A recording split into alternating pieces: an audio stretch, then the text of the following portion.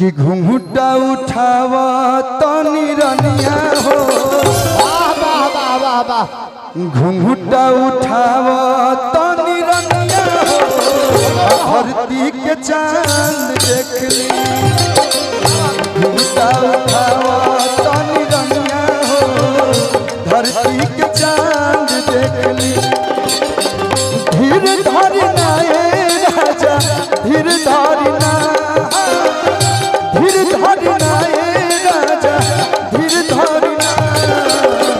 कहूँ जानी कहरा ऐसे रनिया हो। अब घुंघटा चांद देख ली। वाह वाह गोलू बाबू बनल रहो। ए भैया ए हेलो तनी घूंघट टांग लो थोड़ा सा यार महकत वैक्सीन लगवा ले बने। हमारा भी दोसर टीका लगा था तनी घूंघट तोड़ लीजिए। ए निशा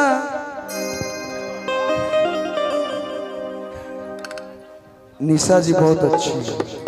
जितना लोग निशा वालों सब लोग अच्छा बा। निशा जी लोग के तो हम पूजी ना। हमारा निशा लोग से डर ना हमारा निशा नौवे से डर।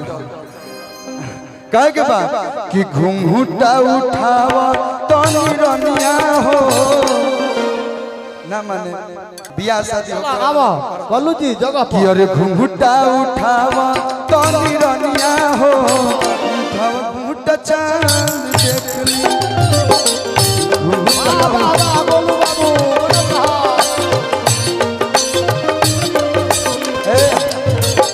हाय कहाँ से सिखले बड़ा। धीर धारी ना ए राजा धीर धारी ना हो।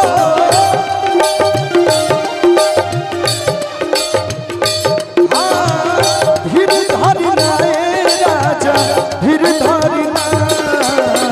कहूँ जानी कहरा ऐसे रनिया हो। उठावा घुंघटा चांद देख ली।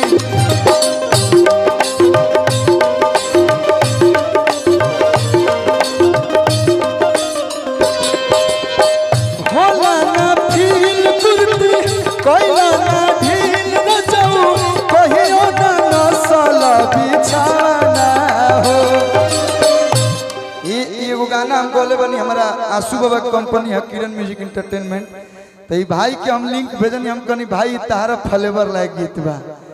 आप जितना अच्छा देसी गीत गा देते हैं उतना भोजपुरी में अभी तक कोई नहीं गाता है। एक बार जोरदार ताली गोलू भाई के लिए। जो क्वालिटी है वो है।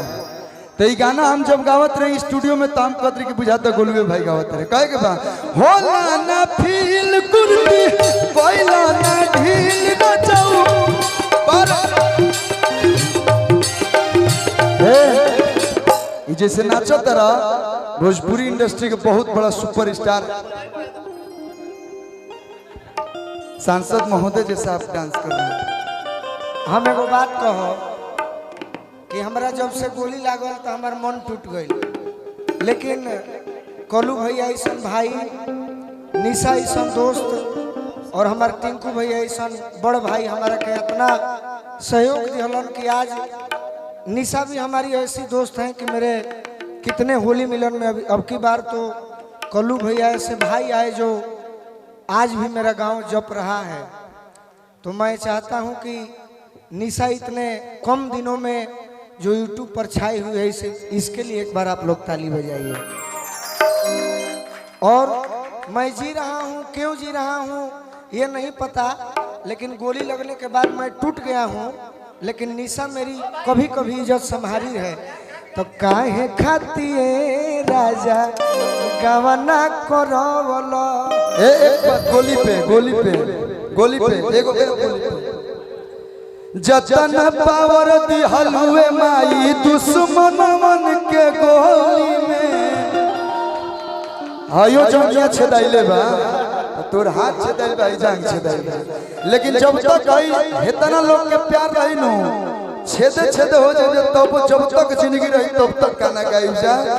आ ओ घड़ी तो छोट भाई ओ घड़ी छोट रही तो मार के निकल गए। अभी बेटा चार्जस मार दे तोरे प्रोजेक्ट खत्म हो जाए बाकी लेकिन कहे के बा कि जितना पावर दी हलुए माई दुश्मनवन के गोली में ओहोले अधिक पावर दी हलु कोलुआ कोलुआ के बोली में।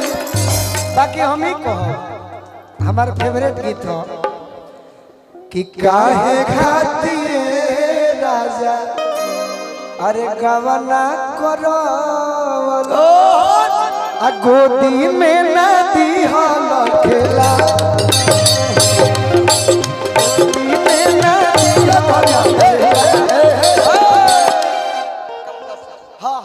हमनी के बक्सर जिला के आन बान शान जकरा के हमनी के देख के गावे नहीं जा कमलवास कुमार जी लगत तनी मनी आज हाँ कि अरे काहे खातिर राजा गवाना करो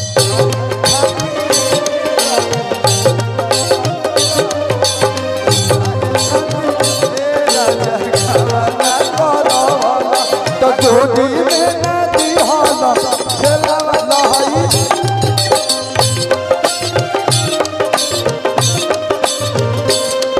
अरे गोदी में नदी हल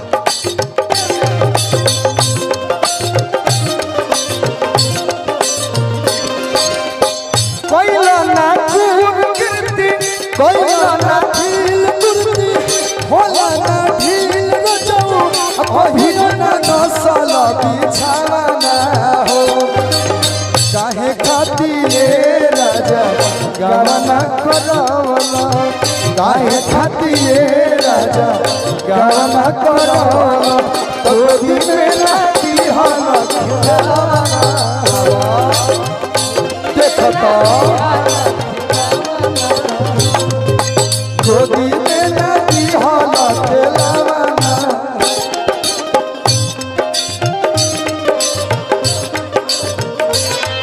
अरे आई हो दादा कैसन पियावा के चरी करवा आई हो दादा कैसन पियावा के चरी